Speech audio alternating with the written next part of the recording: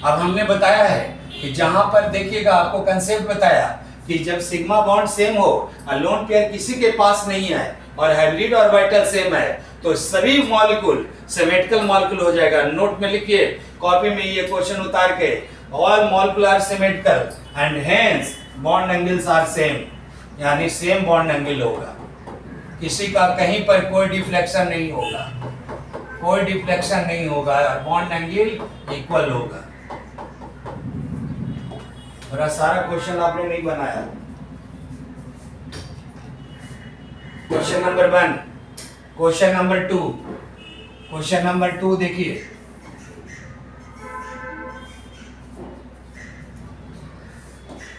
Question number 2 बोलिए। CCl3 plus CCl3 plus CF3 plus CF3 plus CBr3 plus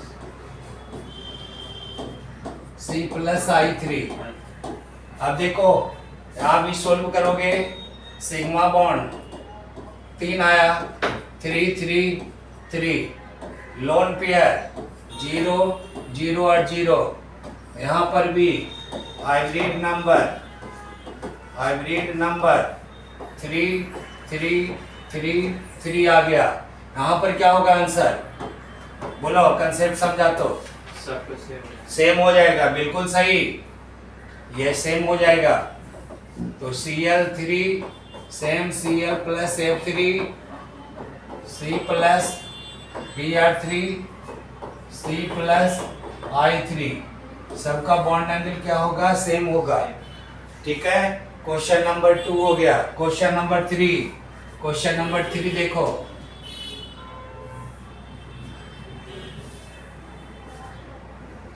question number 3, NH4 plus NH4 plus PCl6 minus PCl6 minus CH3 plus CH3 plus CH3 minus CH3 minus. देखिए यहाँ sigma bonds कितना है, total number 4, यहाँ कितना 6 3 3। अब यहाँ देखिए lone pair 0, NH4 plus है, लोन पेयर 0, यहाँ पर भी लोन पेयर क्या है, 0 है। अब ये यहाँ पर जो यहाँ समझ में नहीं आएगा पूछ लीजिएगा, यहाँ पर भी 0 है, यहाँ पर 1 आ जाएगा। अब लिखिए हाइब्रिड नंबर कितना हो गया, 4 6 3 4। अब देखो बॉन्ड एंगल का ऑर्डर क्या हो जाएगा बाबू, बॉन्ड एंगल। अब आप बताइए कि किसका ज्यादा होना चाहिए।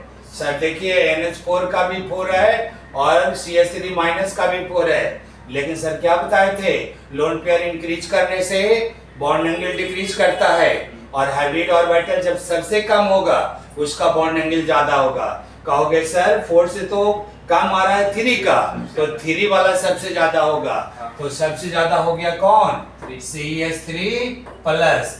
उसके बाद बाबू CH3 minus नहीं, यहाँ लोन पेयर है, यहाँ लोन पेयर नहीं है, NH4 प्लस होगा, NH4 प्लस। उसके बाद क्या होगा, CH3 माइनस, उसके बाद होगा PCl6 माइनस। ये आंसर लिखो।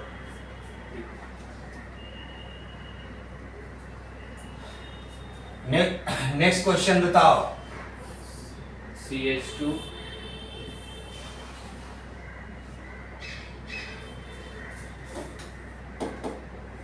CH2 डबल मतलब बैलेंस और CH2 ये, और उसके बाद CH2 ये है, ये बनाया है, नहीं बना है, ये कार्बीन है,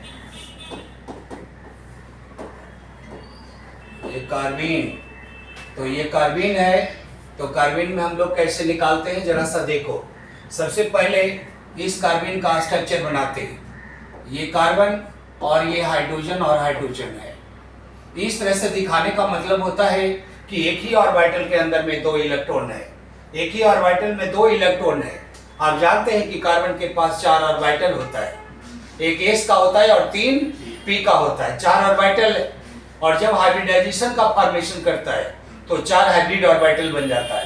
यहाँ सर हाइब्रिडाइजेशन निकालने के लिए कह रहे हैं। तो यहाँ पर हम लोग क्या दिखाएंगे, ये तो सिग्मा बॉन्ड है जो कि हाइड्रोजन बॉन्ड हाइड्रोजन के साथ जुड़ा हुआ है। इसके बाद यहाँ पर 2 ऑर्बिटल और है। 2 ऑर्बिटल में एक ऑर्बिटल के पास क्या है, दोनों इलेक्ट्रॉन है। दोनों इलेक्ट्रॉन एक ही ऑर्बिटल में है। अब दोनों एक ही ऑर्बिटल में है, तो अब यहाँ लिखोगे sigma bond plus lone pair. Sigma bond कितना दिखाई दे रहा है, 2, और लोन पेयर 1 हो जाएगा, और यहाँ 3 हाइब्रिडाइजेशन हो गया sp2। अब इसका बात करेंगे, ये देखो ये कार्बिन कौन सा है। तो कार्बिन भी 2 तरह का होता है, सिंगलेट कार्बिन और ट्रिपलेट कार्बिन, वो भी हम एक्सप्लेन करेंगे। पहले ये देखो इस कार्बिन का स्ट्रक्चर, ये हाइड्रोजन और ये हाइड्रोजन, और यहाँ पर इस तरह से 2 ऑर्बिटल बना दीजिए, और एक का इलेक्ट्रॉन है बाबू, ये दिखा रहा है कि एक ऑर्बिटल में 1 इलेक्ट्रॉन है। इस तरह का रिप्रेजेंटेशन का मतलब, और ये एक है। अब यहाँ क्या आप करेंगे, देखिए sigma bond plus lone pair. अब सिग्मा बॉन्ड आपका क्या दिखाई दे रहा है, 2। लोन पेयर यहाँ क्या लिखोगे, लोन पेयर 0 लिखोगे। बिल्कुल सही आंसर, यही दिमाग लगाना है। यही एक्सेस दिमाग है जो तुम्हारा एग्जाम में काम करेगा, सिलेक्शन देगा। वो टीचर है, वो वहां दिमाग नहीं लगाएगा। क्यों? क्योंकि अलग अलग ऑर्बिटल में जब इलेक्ट्रॉन है तो कभी भी वो पेयर नहीं है, वो अनपेयर्ड है। और जो अनपेयर्ड इलेक्ट्रॉन होगा उसको लोन पेयर नहीं कहा जाता है। क्लियर? अब यहाँ पर हो गया 2, और हाइब्रिडाइजेशन क्या हो जाएगा बाबू, sp होगा। अब देखिए यहाँ sp2 है और sp है, तो बॉन्ड एंगल किसका ज्यादा होगा, इसका ज्यादा होगा। तो यहाँ पर आंसर में क्या होगा बाबू, आंसर यहाँ लिखोगे ये इस कार्बिन। तो कहा सर कार्बिन का नाम दे दीजिए, कौन सा कार्बिन कौन है वो भी हम बता देते हैं तुमको। ये पहले उतार लो।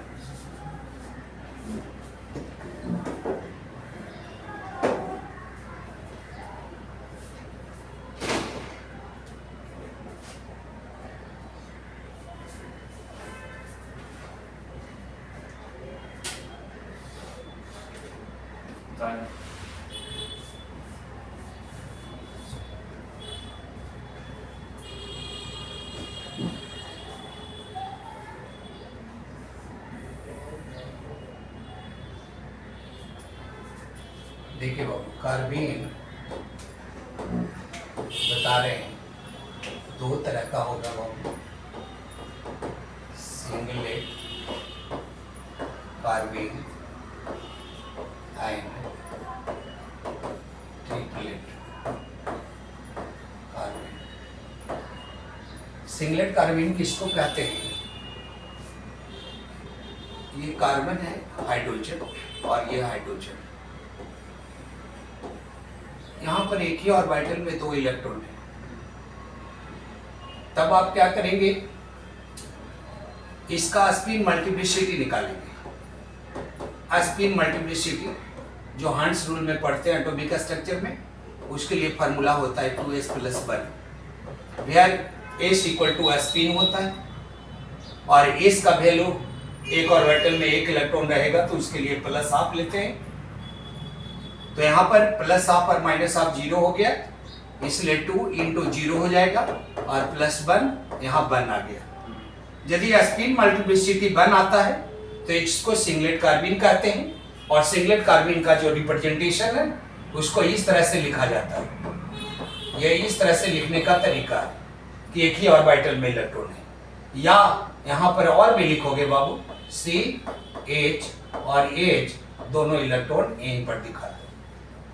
ट्रिपलेट कार्बिन क्या होता है, ट्रिपलेट कार्बिन में ये इस तरह से दिखाते हैं, 2 हाइड्रोजन दिखाया, 2 अलग अलग ऑर्बिटल है, दोनों में एक इलेक्ट्रॉन है। अब इसका स्पिन मल्टीप्लिसिटी निकालते हैं, निकालने के बाद 2s + 1 होता है। अब यहाँ स्पिन देखोगे तो 2 × एक ऑर्बिटल में 1 इलेक्ट्रॉन है तो हाफ लिखेंगे, 2 हाफ होगा तो 2 × हाफ कर देंगे, और +1 होगा, 2 काट दीजिए, 2 + 1 3 हो गया। यदि स्पिन मल्टीप्लिसिटी 3 आता है तो इसको ट्रिपलेट कार्बिन कहते हैं। लेकिन इसको रिप्रेजेंटेशन में कैसे दिखाएंगे बाबू, ये H और H, और यहाँ पर लिखिएगा 1 इलेक्ट्रॉन ऐसे और 1 इलेक्ट्रॉन ऐसे। आया समझ में? तो चलो इसको नोट डाउन करो।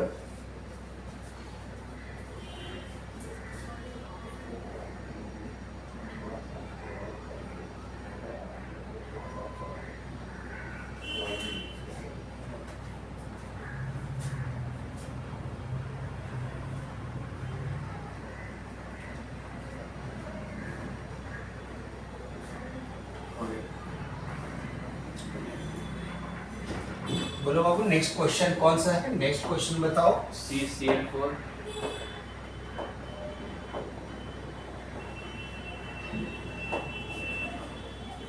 क्वेश्चन नंबर बोलो। 5 question number 5 CCl4 CCl4 CH4 CH4 NH4 plus NH4 plus CF4 CF4। देखिए यहाँ पर क्या लेंगे आप, सोल्व करेंगे तो यहाँ लिखेंगे सिग्मा बॉन्ड। सिग्मा बॉन्ड्स क्या होगा वो, 4 4 4 4 हो गया। LP lone pair 0 0 0 0।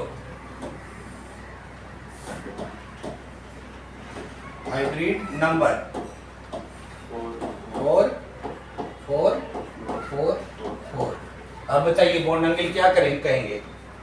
अब इलेक्ट्रोनेगेटिविटी नहीं देखना है, इलेक्ट्रॉन नेगेटिविटी तभी देखा जाता है जब लोन पेयर होगा। ये कंसेप्ट हम लोग बताए, एकदम नहीं देखना। देखिए यहाँ सेंट्रल एटम, कुछ में सेंट्रल एटम सेम है, लेकिन याद रखिए कि जब हाइब्रिड नंबर सेम आ गया, यहाँ पर स्टूडेंट कंफ्यूज कर जाता है कि वहाँ से CF4 है, NH4 प्लस है, CH4 है, यहाँ CCl4 है। कंफ्यूजन इस बात का होता है कि रिपल्सन होगा, लेकिन रिपल्सन नहीं होगा क्योंकि सेंट्रल एटम के पास कोई लोन पेयर नहीं है। सारे मॉलिक्यूल सिमेट्रिकल मॉलिक्यूल हो गया और सबका बॉन्ड एंगल सेम हो जाएगा, जबकि हमने यहाँ डिफरेंट डिफरेंट कंपाउंड दिया है कंफ्यूजन के लिए। तो यहाँ पर अपने दिमाग को सही रखते हुए ये क्वेश्चन को बनाना है और यहाँ पर भी बॉन्ड एंगल सेम होगा। CCl4 equal to CH4 equal to NH4 plus equal to CF4, क्योंकि सिमेट्रिकल मॉलिक्यूल हो गया। यहाँ नीचे में लिख लीजिए all are symmetrical molecule having same bond angle.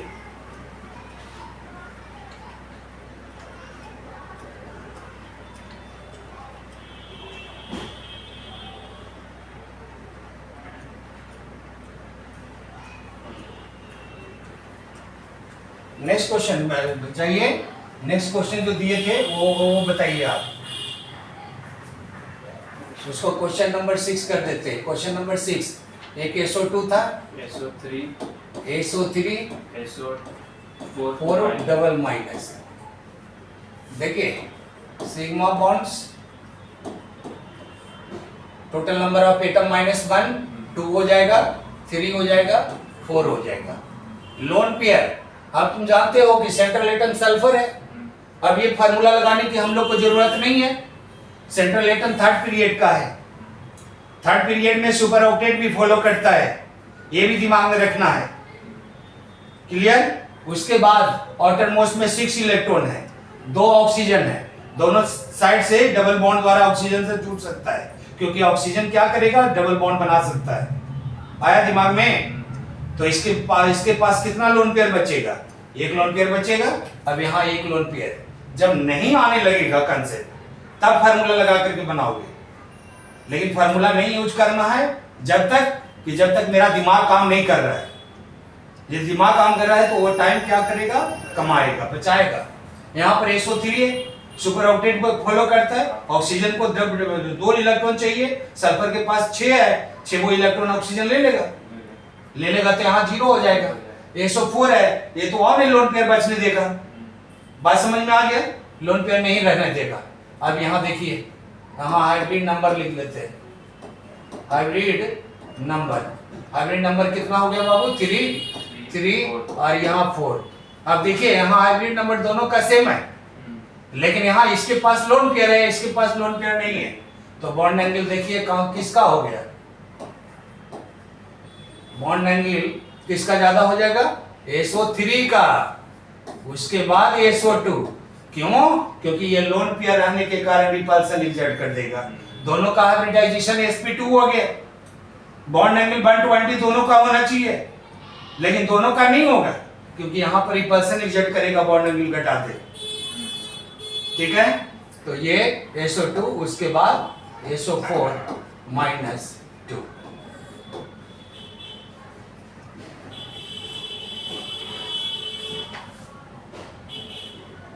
Last question हाँ, क्वेश्चन नंबर 7 7। क्वेश्चन नंबर 7 है। क्वेश्चन नंबर 7 में H2O H2O F2O F2O Cl2O Cl2O देखा जाए, यहाँ लिखते हैं सिग्मा बॉन्ड। इस क्वेश्चन को लिख लो BBIQ।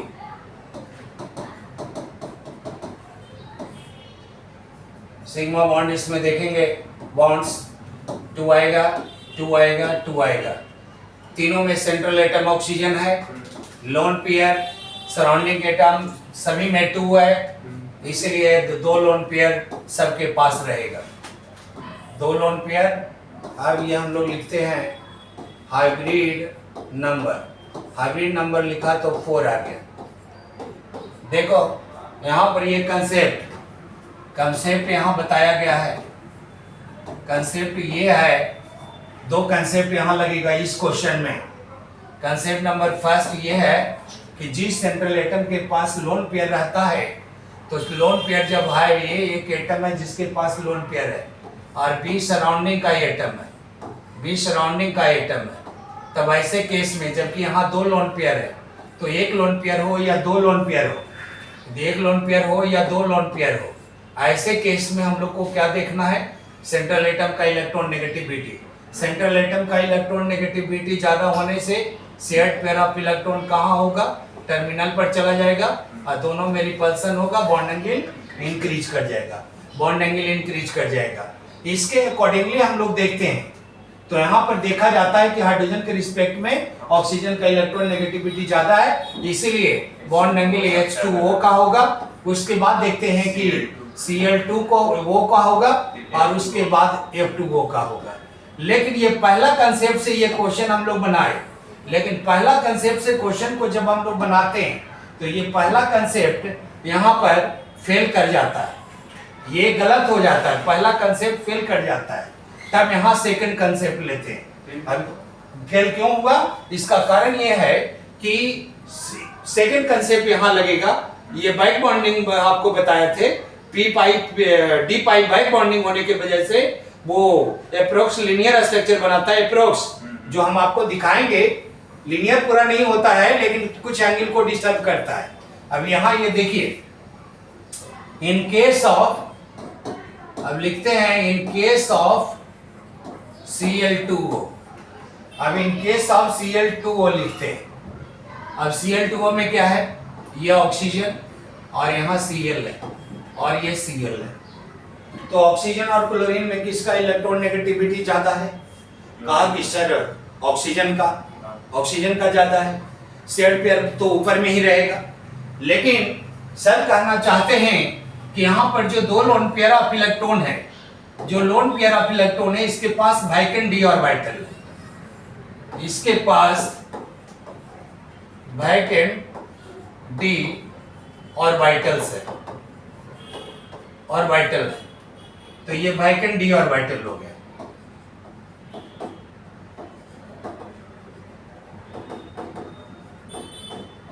इसके पास होता है वैकेंट डी ऑर्बिटल्स। तो वैकेंट डी ऑर्बिटल क्या करता है, ये जो लोन पेयर है वो लोन पेयर को इसके यहाँ दे देता है, क्योंकि ये जो लोन पेयर इसके पास रहेगा तो ये बॉन्ड पेयर पर क्या करेगा, रिपल्सन एग्जर्ट करेगा, ये बार बार रिपेल करेगा इसके ऊपर में, हाँ या ना। तो ये क्या करता है, ये बॉन्ड, ये लोन पेयर डिस्पर्स कर जाता है, लोन पेयर इसको दे देता है वैकेंट डी ऑर्बिटल में, और ये थोड़ा सा क्या हो जाएगा, ये बॉन्ड एंगल बढ़ जाएगा, और ये बॉन्ड एंगल अप्रोक्स जो हो जाता है, बॉन्ड एंगल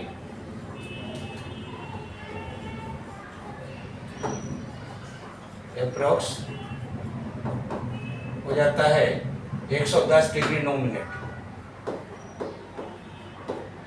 ऐसा हो जाता है अप्रोक्स 110 डिग्री के बराबर हो जाता है। तो आप बताइए कि यहाँ पर बॉन्ड एंगल को क्या किया, बढ़ा दिया, आया समझ में।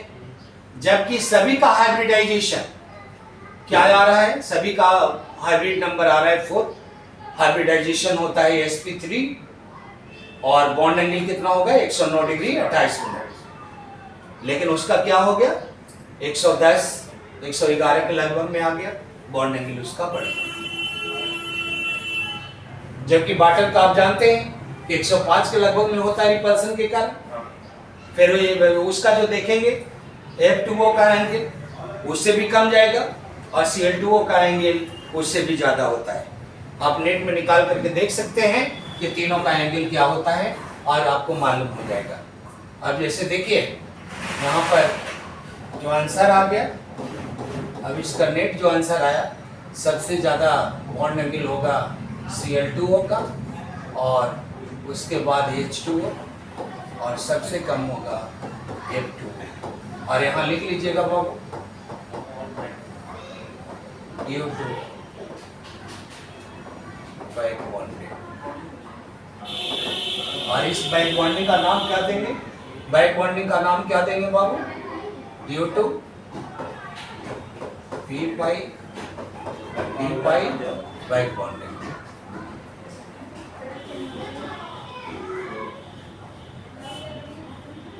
आगे समझ में, चलो यहाँ पर ये क्वेश्चन कंप्लीट।